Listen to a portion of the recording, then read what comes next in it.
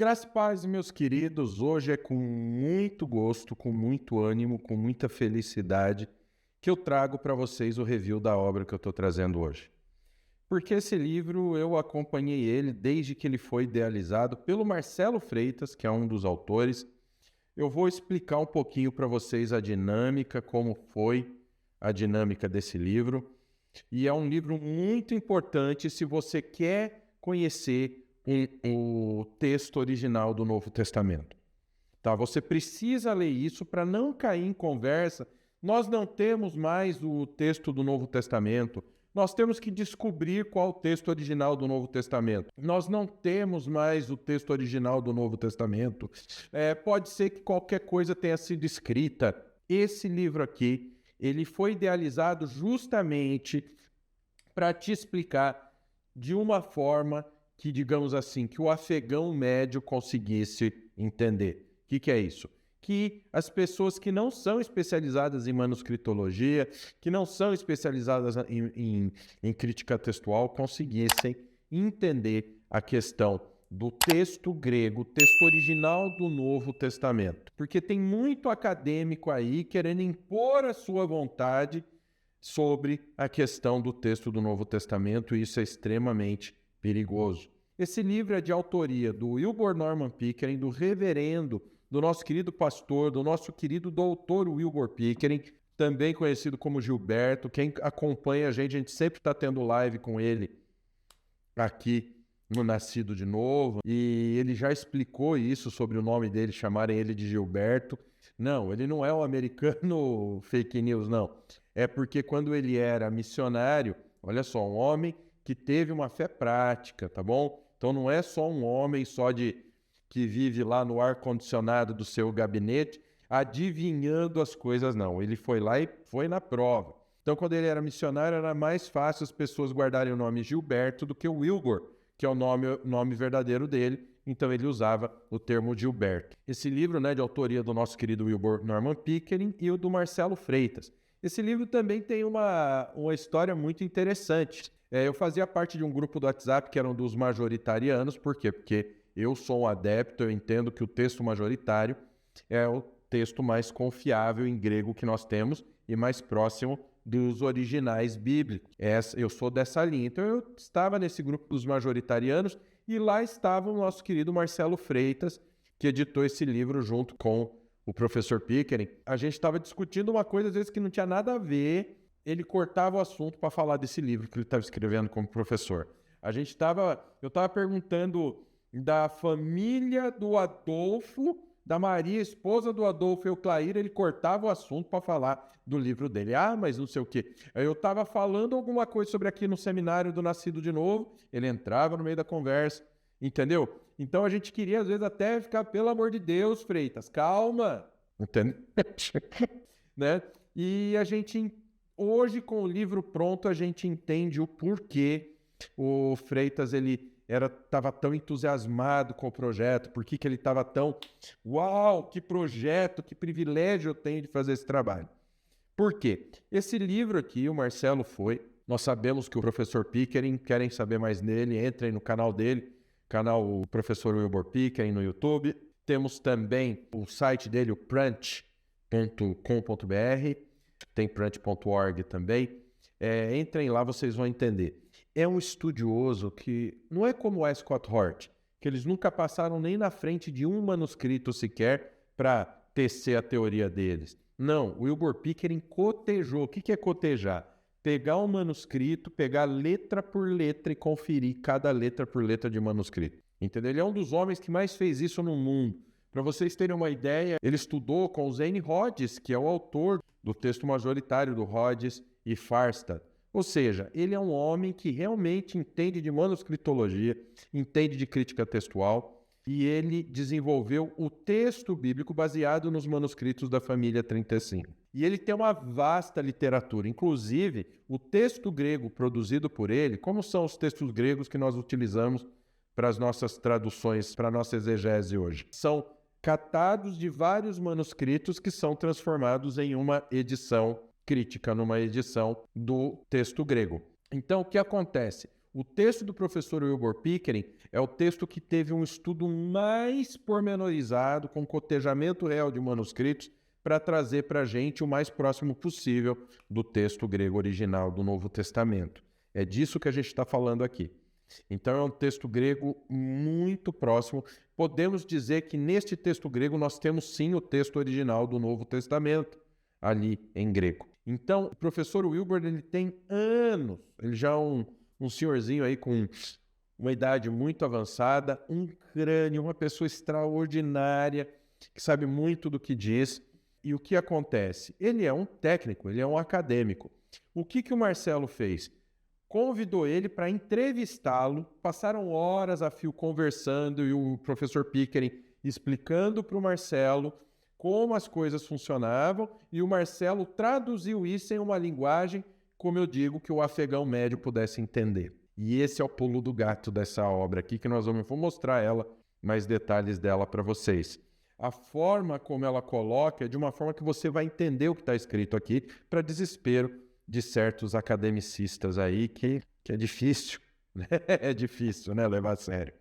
Então, Wilbur Norman Pickering, Marcelo Freitas, Família 35, texto original do Novo Testamento, exposição de evidências, da editora Simplíssimo.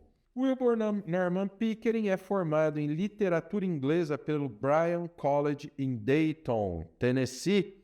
É mestre em teologia pelo Seminário Teológico de Dallas, Texas, com dissertação An Evaluation of the Contribution of John William Burden to New Testament Textual Criticism, e é doutor, PhD, em Linguística pela Universidade de Toronto, no Canadá.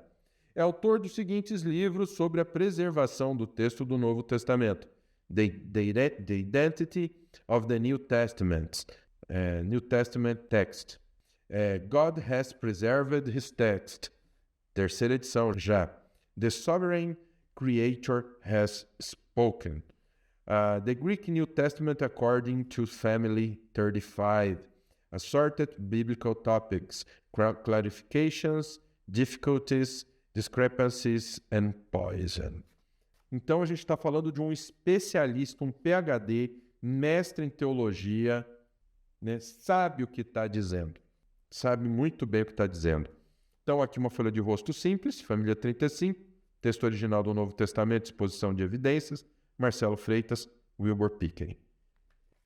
Ficha catalográfica, Família 35, texto original do Novo Testamento, exposição de evidências, crítica textual, manuscritologia, Família 35.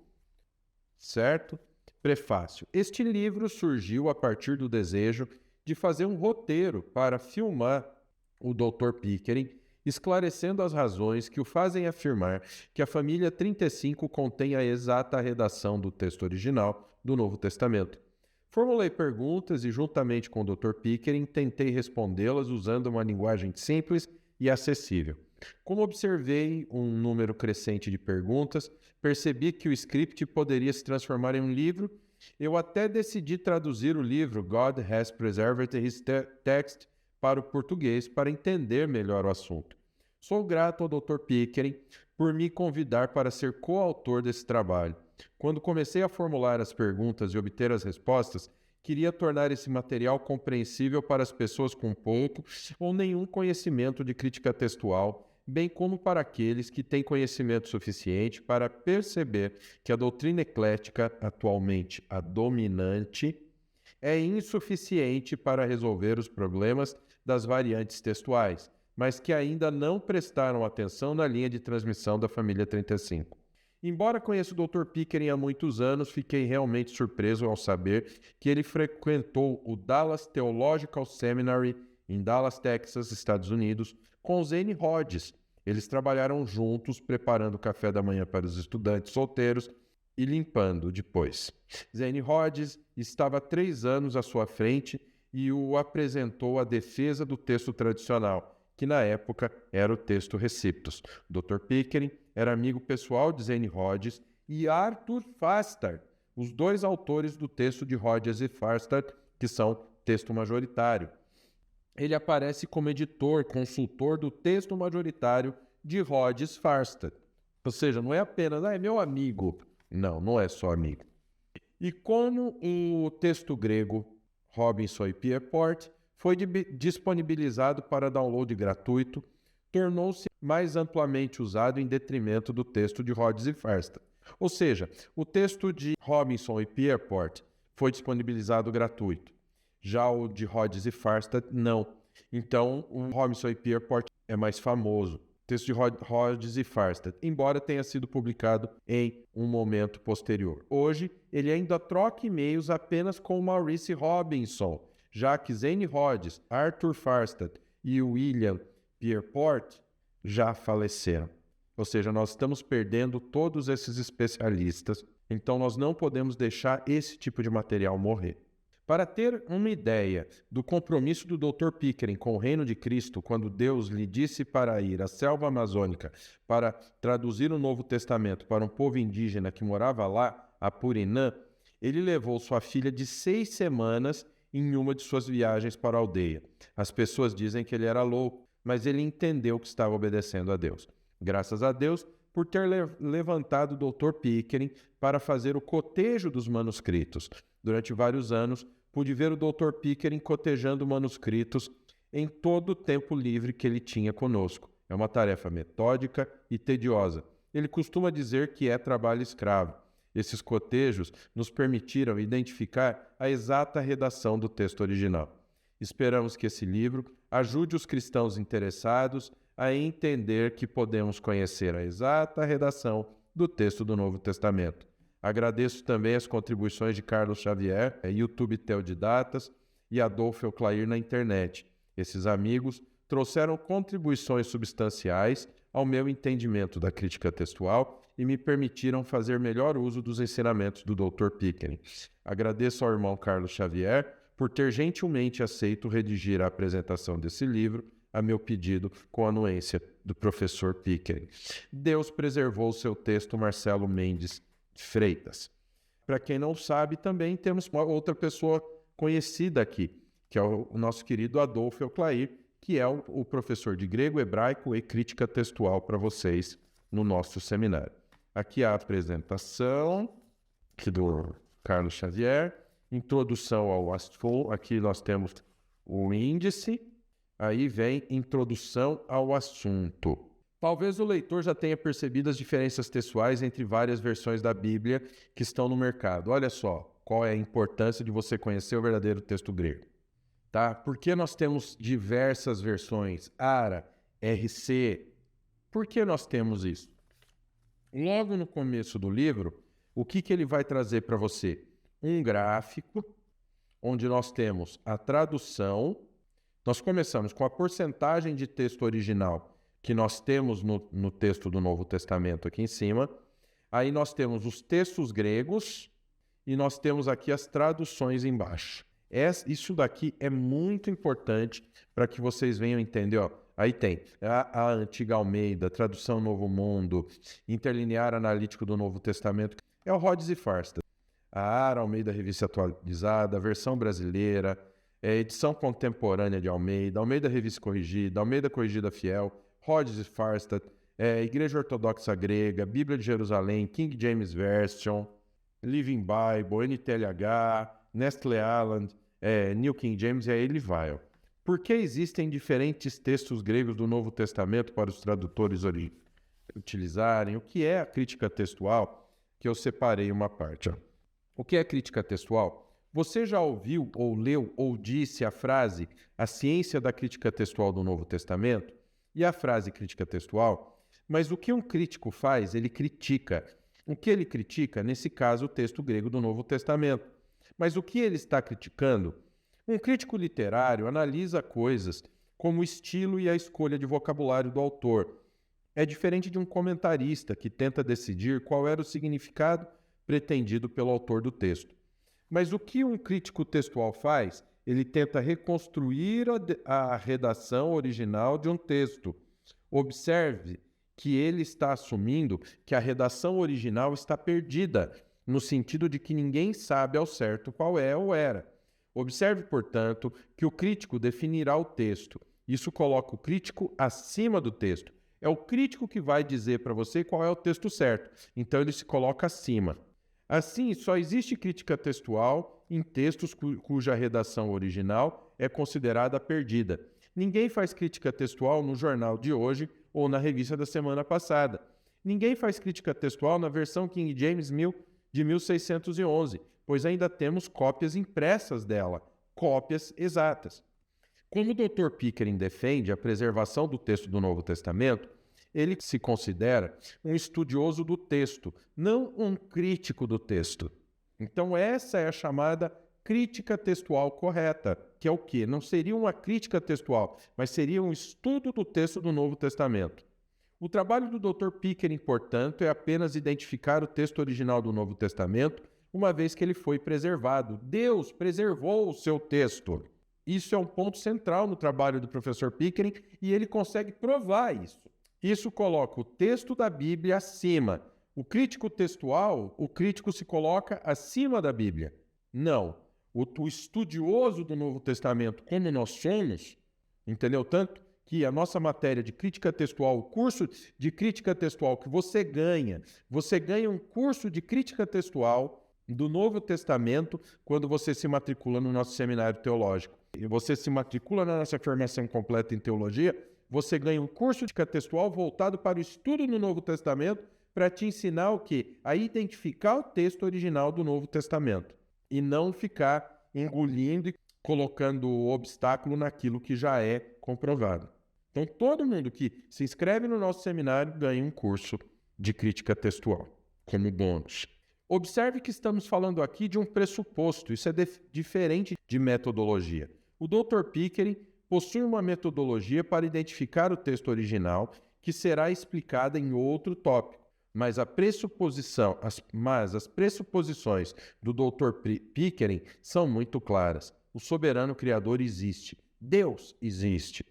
Ele entregou uma revelação escrita à nossa raça. Terceiro, ele preservou essa revelação intacta até hoje. Ver vídeo do YouTube. O que é crítica textual? Que diferença ela faz? Wilbur Pickering, crítica textual número 1, canal Marcelo Freitas. Que diferença faz a crítica textual? Que doutrina bíblica é afetada? Primeiro, precisamos enfatizar que a questão aqui é quais doutrinas bíblicas são afetadas. Em outras palavras, para conhecer as principais alterações no texto, é necessário ir para outro tópico. Estamos tentando ser objetivos aqui. Enquanto conversávamos com muitos cristãos, chegamos a perceber que para talvez 99% deles, a crítica textual não faz diferença.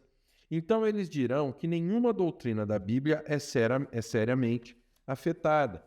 No entanto, o Dr. Pickering afirma que várias doutrinas são enfraquecidas. Por exemplo, temos a divindade de Jesus, 1 Timóteo 3,16 na ACF.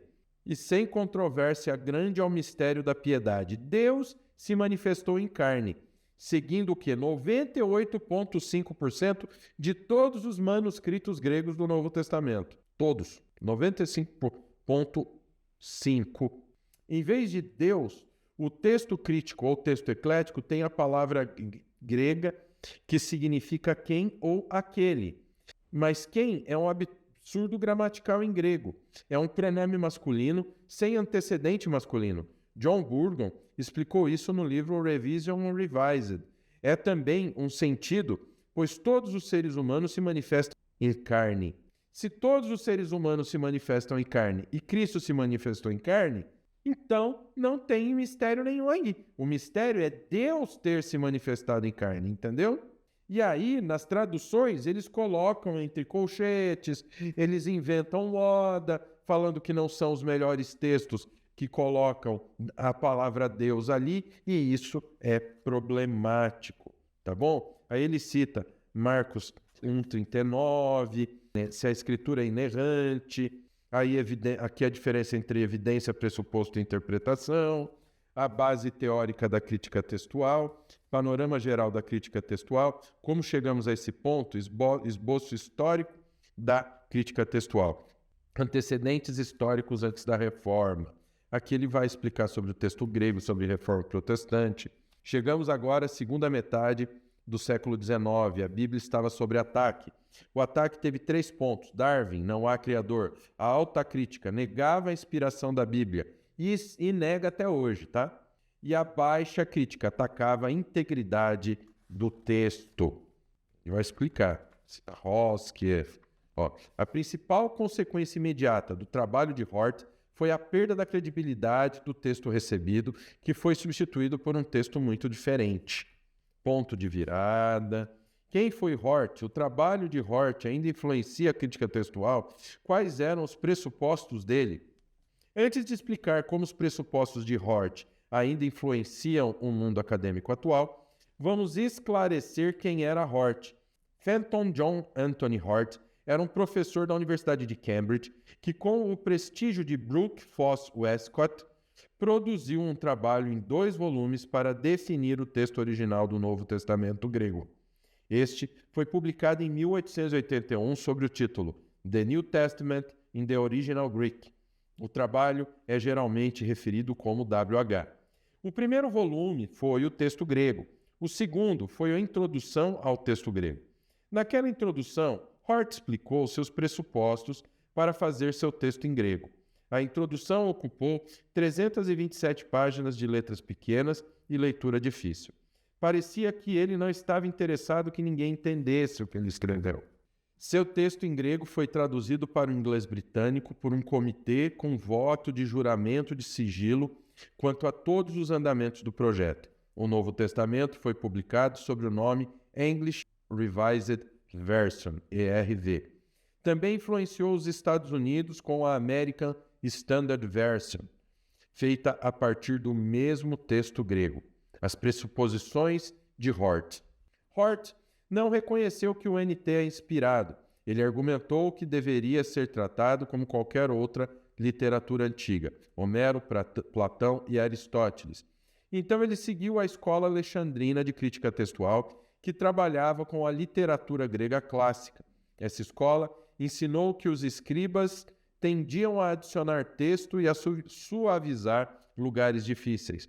A escola chegou a essa conclusão analisando os textos de manuscritos seculares. Assim, Hort e seus seguidores aplicaram esses princípios ao Novo Testamento, dizendo que os escribas tinham a tendência em acrescentar conteúdo ao texto e de suavizar trechos percebidos como difíceis. Nessa daqui, quando ele fala que o Novo Testamento não é inspirado, o que ele diz já deve ser jogado totalmente no lixo. Já começa por aí. Se você não tratar a Bíblia como texto sagrado, você já não merece a mínima confiança. Para Hort, o Novo Testamento não foi reconhecido como texto inspirado no começo. Portanto, os primeiros cristãos não estavam preocupados em proteger o texto ou ter pureza na transmissão. Portanto, o texto original foi perdido no início, no sentido de que ninguém sabia mais o texto correto. Assim, qualquer transmissão não era normal. Cópias razoavelmente honestas, feitas através dos séculos por escribas que queriam fazer uma cópia honesta do exemplar. O mais antigo é melhor, por isso deram atenção especial aos manuscritos gregos mais antigos. O Dr. Pickering leu Uma Vida em 2 volumes, escrito pelo filho de Hort, na qual seu filho queria homenagear o pai. O filho realmente respeitava o pai, então a biografia que ele escreveu era favorável ao pai. A biografia baseia-se fortemente na própria correspondência de Hort. Então ele reproduziu exatamente o que Hort pensava. Hort declarou que não acreditava que Jesus era Deus, nem que a Bíblia ela era o que? A palavra de Deus. Olha o absurdo. É essa pessoa que a gente vai usar a teoria para achar o texto correto do Novo Testamento, nem que a Bíblia era a palavra de Deus. Assim que a teoria de Darwin apareceu, Hort a abraçou. Por esse motivo, o Dr. Pickering insiste em separar evidências de pressuposições e interpretações. Há um ponto específico que abordamos isso. Como resultado de suas pressuposições, Hort rejeitou a massa dos manuscritos posteriores para convencer as pessoas de que elas também deveriam rejeitar a massa dos manuscritos. Ele usou 3 argumentos: genealogia, conflação e citações patrísticas. Genealogia. Robert Hort simplesmente declarou que uma análise genealógica dos manuscritos, que ele nunca fez, esse é o ponto. Ele não fez nenhuma conferência. Ele nunca cotejou um manuscrito que seja. Reduziu os manuscritos a 3 tipos de texto. Ele separou os manuscritos em um suposto tipo de texto alexandrino, composto dos códices B, que ele chamou de neutro, e Aleph, que ele chamou de alexandrino. Em alguns outros, com leituras semelhantes. Um suposto tipo de texto ocidental, composto do códice D, Beza, e a versão em itálico latino, latim antigo, e um tipo de texto sírio, hoje bizantino. Para rejeitar o tipo texto sírio, ele usou o argumento da conflação e citações patrísticas. Conflação.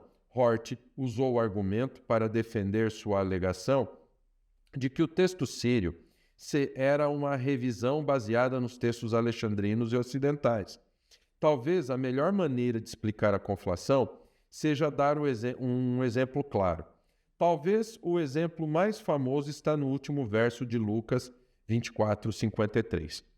Segundo Hort, louvando é uma literatura alexandrina, bendizendo é uma literatura ocidental.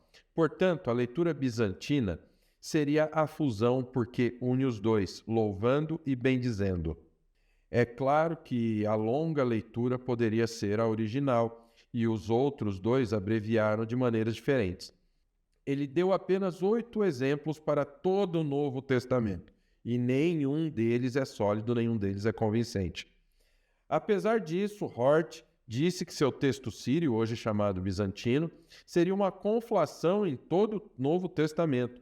Pior ainda, todo o argumento da fusão é espúrio para uma discussão detalhada. Consulte o apêndice D, confusão ou confusão, no The Identity of the New Test 4. Mesmo assim, ele teve que alegar que não havia conflações alexandrinas nem conflações ocidentais, caso contrário, o argumento não funcionaria. E aí se dá citações patrísticas, citações dos pais da igreja que ele usou. Hort alegou que nenhuma leitura clara do texto sírio foi encontrada em nenhum pai antes de Crisóstomo, desde que Crisóstomo escreveu no final do século IV, morreu em 407 d.C. Hort usou isso como um segundo argumento contra o texto sírio. Para a discussão e refutação completas, consulte a seção Leituras Siríacas antes de Crisóstomo, no livro The Identity of the New Testament Text, do professor Pickering. Por esse motivo, o Dr. Pickering insiste em separar as evidências de pressupostos e de interpretações. Há um ponto específico em que abordamos isso. Aí vem, mas a questão é, Hort já está ultrapassado?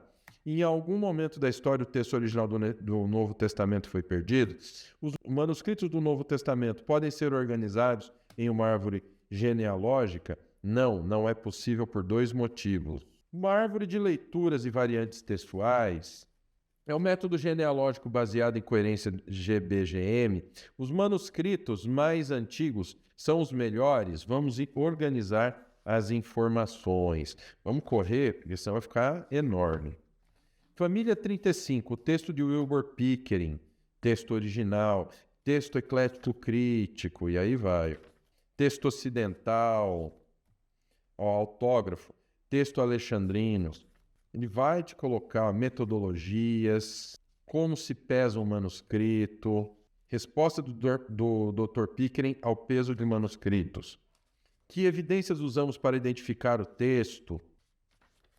Tabelas mostrando a diferença entre manuscritos, entre leituras. Aí aqui vai explicar família 35. Qual é o texto da família 35 em si? Olha, versões. Qual é a ordem epistemológica da família 35? Questões correlatas. O que é uma alteração do texto? Inspiração, canonização, preservação. Apoio de unciais antigos para a família 35 nas epístolas gerais. Olha só, pessoal, não é pouca coisa, não. Então, você quer aprender sobre o texto original para não cair mais na conversa fiada dos academicistas que querem que você engula aí a linha com anzol e tudo, e que você deixe de acreditar tanto na veracidade, na preservação do texto, quanto na sua inerrância, esse livro aqui, Família 35, texto original do Novo Testamento, exposição de evidências. Wilbur Pickering e o Marcelo Freitas, essa obra de arte aqui do nosso professor Wilbur Pickering, está ao seu alcance. Lembrando que se você se inscrever na nossa formação completa em teologia, um curso completo de teologia, você ganha como bônus. Além de pagar um preço promocional, ó, que está aqui embaixo no link da descrição, você ainda tem uma coisa magnífica, que é o quê? Você ganha um curso de grego bíblico, um curso de hebraico, e um curso de crítica textual e um curso de capelania. E para encerrar, com chave de ouro, você participa do método de aceleração do nascido de novo, que é o quê? É quando a gente ensina você a colocar em prática aquilo que você aprende no curso. O nosso curso é o maior seminário de teologia realmente conservadora, onde você aprende uma teologia que você coloca em prática na sua vida com Deus. Amém? Então, semana que vem teremos mais review. Aguarde, que eu tenho certeza que você vai amar. Deus abençoe. Fique com Deus. Até a semana que vem.